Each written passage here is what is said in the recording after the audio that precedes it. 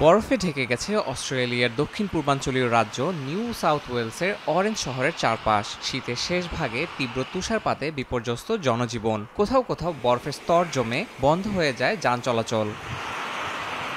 আবহাওয়া বিভাগ বলছে, দক্ষিণ মেরুর ঠান্ডা বাতাসের প্রবাহ শুরু হওয়ায় তুষারপাত দেখা দিয়েছে এই অঞ্চলে। স্থানীয় সময় শনিবার শহরটিতে অন্তত 10 সেন্টিমিটার তুষারপাত রেকর্ড করা হয়। আগস্টের শেষ দিকে এমন আবহাওয়া সাধারণত অস্বাভাবিক বলেই বিবেচিত হয়। জনজীবন ও চলাচলে এর বেশ প্রভাব পড়েছে।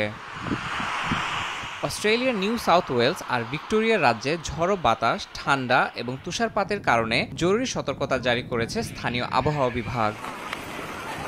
তবে অনেকেই শীতের শেষ ভাগের তুষার উপভোগ করছেন। বাসার সামনে বরফ ছুঁড়ে আনন্দে মেতে ওঠে শিশুরা। ইয়াসিন মোহাম্মদ জিসান, সময় সংবাদ।